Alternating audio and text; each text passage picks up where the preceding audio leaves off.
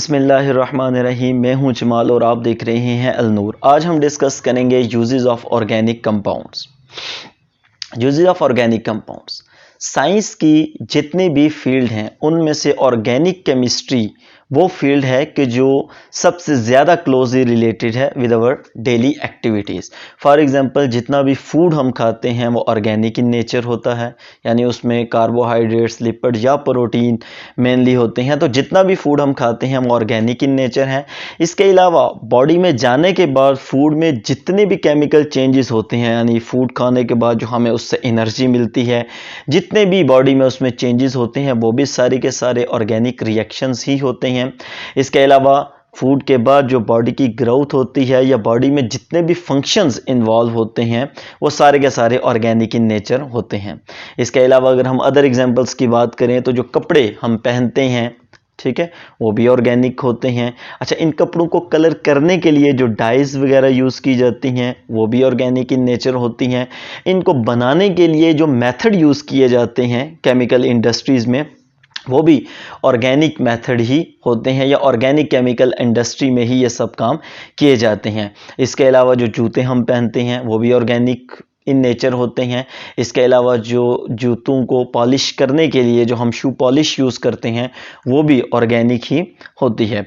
इसके अलावा हम अगर घरों की बात करें तो घरों में जो फर्नीचर है मोस्टली लकड़ी का होता है, तो लकड़ी भी बेसिकली क्या है, ऑर्गेनिक कंपाउंड ही है। इसके अलावा घरों को जो पेंट किया जाता है वो भी ऑर्गेनिक इन नेचर होता है। तो ओवरऑल कि जितनी भी हम एक्टिविटीज़ डेली लाइफ की करते हैं उनमें मोस्टली ऑर्गेनिक कंपाउंड या ऑर्गेनिक केमिस्ट्री ही इन्वॉल्व होती है। इसके अलावा अगर हम गाड़ियों की बात करें तो गाड़ियों में जो लुब्रिकेंट्स यूज़ किए जाते हैं वो भी ऑर्गेनिक इन नेचर होते हैं। इसके अलावा जितना भी फ्यूल यूज़ किया जाता है, पेट्रोल है, डीजल है, वो सारा का सारा ऑर्गेनिक कंपाउंड्स होते हैं, या आप कह सकते हो ऑर्गेनिक इन नेचर वो होता है।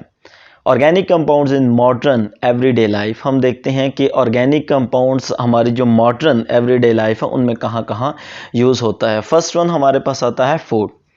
मोस्टली जो भी हम फूड खाते हैं वो प्रोटीन्स हैं, लिपिड्स हैं या कार्बोहाइड्रेट्स होते हैं। तो ये तीनों की तीनों जो हमारे पास चीज़ें हैं वो क्या हैं, ऑर्गेनिक कंपाउंड ही हैं। नेक्स्ट वन हमारे पास आता है क्लॉथिंग। इनमें मोस्टली हम जो यूज़ करते हैं कॉटन, सिल्क, वूल, नायलॉन, रेयॉन या डेक्रॉन, ये सारे के सारे हमारे पास क्या हैं, ऑर्गेनिक इन नेचर हैं।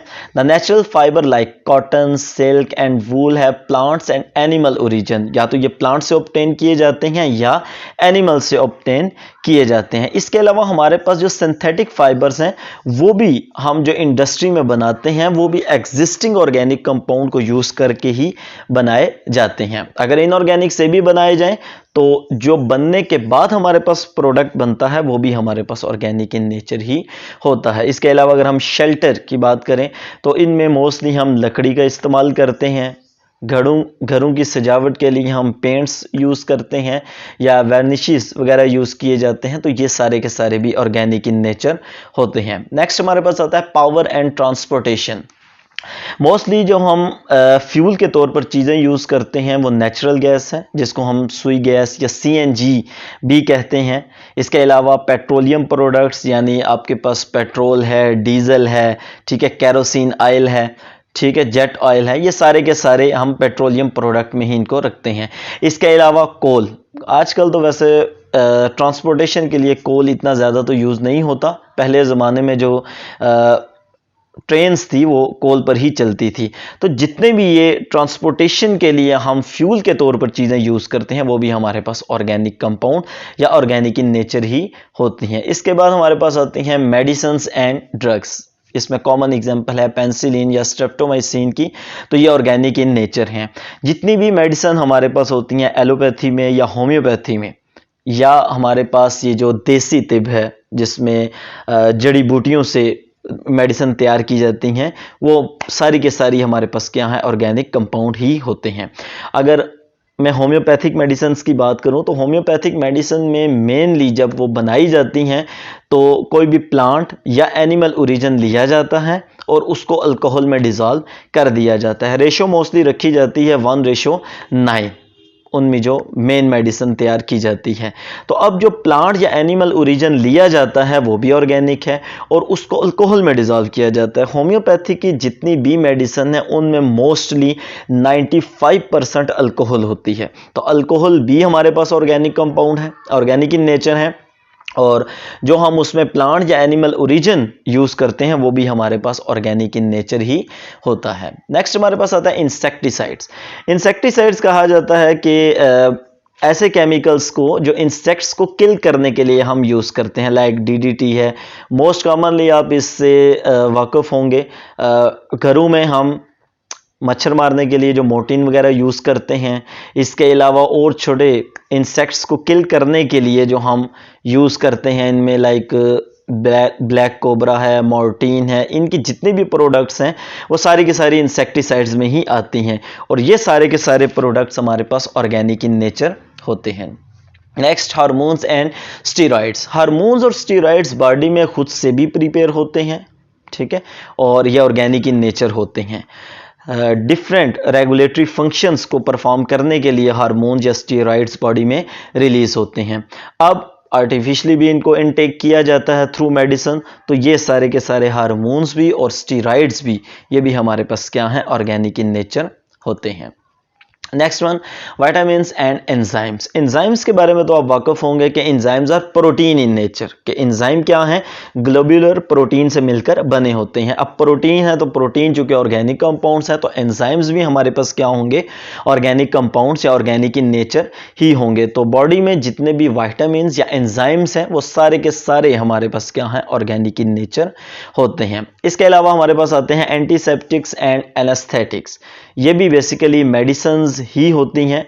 मोस्टली एनेस्थेटिक्स तो हम यूज़ करते हैं बाज़-औक़ात बेहोश करने के लिए, ठीक है, या ऑपरेशन वगैरह करते वक्त एनेस्थेटिक्स ये वाली मेडिसिन्स यूज़ की जाती हैं। तो ये सारी की सारी भी ऑर्गेनिक इन नेचर होती हैं। नेक्स्ट हमारे पास आते हैं इसमें pigments and dyes. Pigments and dyes mostly जो प्लांट से ही ऑब्टेन किए जाते हैं या इनके डिफरेंट ओरिजिन हो सकते हैं। मोस्टली क्लॉथ्स को या किसी भी चीज़ को कलर करने के लिए जो मटेरियल यूज़ किए जाते हैं उनको हम पिगमेंट्स या डाइज कहते हैं। अक्सर आपने देखा होगा कपड़ों के जो कलर किए जाते हैं, ठीक है, कोई रेड कलर है, कोई ब्राउन कलर है, तो ये सारे के सारे बेसिकली पिगमेंट्स या डाइज की ही वजह से ये कलर किए जाते हैं। तो जितने भी हमारे पास पिगमेंट्स या डाइज हैं ये सारी की सारी हमारे पास ऑर्गेनिक इन नेचर होती हैं। पिगमेंट्स और डाइज पर हम एक कंप्लीट लेक्चर भी बनाएंगे नेक्स्ट, और वो इसी चैनल पर अपलोड भी किया जाएगा। अच्छा, नेक्स्ट हमारे पास आता है पेपर एंड इंक्स। पेपर, जितना भी पेपर है वो आपको पता ही होगा कि वुड से बनाया जाता है और वुड हमारे पास क्या है, ऑर्गेनिक इन नेचर है। इसके अलावा जो इंक्स होती हैं, पेन इंक्स या जो भी, ये भी सारी के सारी हमारे पास क्या है, ऑर्गेनिक इन नेचर ही होती हैं। इसके अलावा परफ्यूम्स एंड फ्लेवर्स ये भी ऑर्गेनिक इन नेचर हैं। और ऑलमोस्ट जितनी भी कॉस्मेटिक्स है इसमें हमारे पास लिपस्टिक है, हेयर डाइज हैं, हेयर कलर्स हैं, ये सारे के सारे हमारे पास ऑर्गेनिक इन नेचर ही होते हैं। Plastics, rubbers and resins. Plastics आप वाकिफ हैं, लाइक इसमें बेस्ट एग्जांपल हमारे पास आती है पीवीसी। तो पीवीसी बेसिकली हमारे पास एक ऑर्गेनिक कंपाउंड ही है जिसको हम कहते हैं पॉलीविनाइल क्लोराइड, ठीक है, पॉलीमर्स की ही एक टाइप है जिसमें विनाइल क्लोराइड के मॉलिक्यूल आपस में अटैच होते हैं, लिंकेज करते हैं और हमारे पास एक मैक्रो मॉलिक्यूल बनाते हैं जिसको हम कहते हैं पीवीसी। तो प्लास्टिक मोस्टली हमारे पास पीवीसी ही होता है और ये ऑर्गेनिक इन नेचर है। इसके अलावा ये जो रबर है ये भी ऑर्गेनिक इन नेचर है। और जितने भी हमारे पास रेजिन्स होते हैं, अक्सर आप नेचुरल रेजिन्स देखते हो कि प्लांट को किसी जगह से कट लग जाए और वहाँ से एक जेली टाइप मटेरियल वहाँ से निकलना शुरू करता है, वो हमारे पास रेजिन्स में आते हैं। इसके अलावा रेजिन्स आपको मार्केट से भी अवेलेबल होते हैं। तो प्लास्टिक्स, रबर्स और रेजिन्स ये सारे के सारे भी ऑर्गेनिक इन नेचर ही होते हैं। नेक्स्ट हमारे पास आते हैं प्रोपेलेंट्स एंड एक्सप्लोजिव्स। प्रोपेलेंट्स कहा जाता है ऐसे केमिकल्स को जो किसी हास या किसी स्पेसिफिक एनिमल्स को या इंसेक्ट्स को दूर भगाने के लिए जो केमिकल यूज़ किए जाते हैं उनको हम कहते हैं प्रोपेलेंट्स। फॉर एग्जांपल अक्सर आप देखते हो मोर्टीन वालों का एक लोशन वगैरह मिलता है जो हाथ पे लगाने से मच्छर करीब नहीं आते, तो वो हमारे पास होते हैं प्रोपेलेंट्स। इसके अलावा हमारे पास एक्सप्लोजिव्स जो होते हैं, यानी धमाका वगैरह करने के लिए भी जो यूज़ किए जाते हैं, तो ये भी सारे के सारे जो मटेरियल होते हैं ये ऑर्गेनिक इन नेचर ही होते हैं। नेक्स्ट, सोप्स एंड डिटर्जेंट्स, साबुन और सर्फ, ये भी हमारे पास ऑर्गेनिक इन नेचर ही होते हैं, डेली लाइफ में हम इनको यूज़ करते हैं। इसके अलावा हर्बिसाइड्स, इंसेक्टिसाइड्स हमने देखा था कि वो ऐसे केमिकल्स जो इंसेक्ट्स को किल करने के लिए यूज़ किए जाते हैं। हर्बिसाइड्स ऐसे केमिकल्स को हम कहते हैं कि जो प्लांट को किल करने के लिए यूज़ किए जाते हैं। फॉर एग्जांपल इनमें सिलेक्टिव हर्बिसाइड्स भी होते हैं कि फॉर एग्जांपल आप किसी जगह राइस की फसल लगा रहे हो और उसके साथ कोई और जड़ी बूटियां निकलना शुरू हो जाती हैं, तो आप सिर्फ राइस की फसल चाहते हो तो आप हर्बिसाइड्स को यूज़ करोगे, सिलेक्टिव हर्बिसाइड्स को। तो वो क्या करेंगी कि सिवाय राइस की फसल को छोड़कर बाकी जितने भी प्लांट्स उस एरिया में होंगे उन सबको वो क्या करेगा, किल कर देगा। हर्बिसाइड इसके लिए यूज़ किए जाते हैं। बाज़ औक़ात किसी एरिया में आपको सारे के सारे प्लांट्स ख़त्म करने हैं और आपने कोई कंस्ट्रक्शन का काम करना है, तो उसके लिए भी हर्बिसाइड्स को ही यूज़ किया जाता है और ये हर्बिसाइड्स भी हमारे पास ऑर्गेनिक इन नेचर ही होते हैं। नेक्स्ट हमारे पास आता है फोटोग्राफिक फिल्म्स एंड डेवलपर्स। इसमें ये आजकल की जो फोटोग्राफी है वो इसकी कैटेगरी में नहीं आता। आज से पहले जो पुराने दौर के कैमरास होते थे जिनमें एक वो रील होती थी, वो बेसिकली जो रील थी वो ऑर्गेनिक इन नेचर होती थी और उसको साफ़ करने के लिए, पिक्चर को साफ़ करने के लिए जो मटेरियल यूज़ किए जाते थे वो भी ऑर्गेनिक इन नेचर होते थे। आजकल तो हम मोबाइल या कैमरा से पिक्चर ले लेते हैं, लेकिन उस पिक्चर को जब साफ़ किया जाता है, डेवलप करवाया जाता है, तो उसमें जो कलर यूज़ किए जाएंगे यानी जो इंक्स यूज़ की जाएंगी वो भी ऑर्गेनिक इन नेचर होंगी। उसके लिए जो हम पेपर यूज़ करेंगे वो भी ऑर्गेनिक इन नेचर होगा। तो इस तरह ऑर्गेनिक केमिस्ट्री या ऑर्गेनिक कंपाउंड्स हमारे पास फोटोग्राफिक में फिल्म्स एंड डेवलपर्स के तौर पर भी काम करते हैं। यानी हम जब पिक्चर को डेवलप करवाते हैं तो उसके लिए मोस्टली जो हम मटेरियल यूज़ करते हैं वो हमारे पास ऑर्गेनिक इन नेचर ही होता है। Next, biological problems in organic chemistry. Most of the biological problems are concerned with organic chemistry. For example, organic reactions are involved in the formation of tissues and foods. These changes happen in metabolism and growth process etc.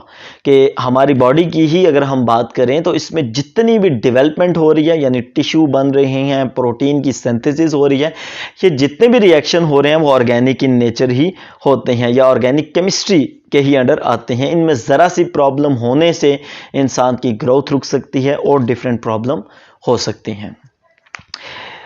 If you have any problem regarding this lecture please contact me, और WhatsApp पर भी comment करके आप पूछ सकते हैं। Thanks for watching.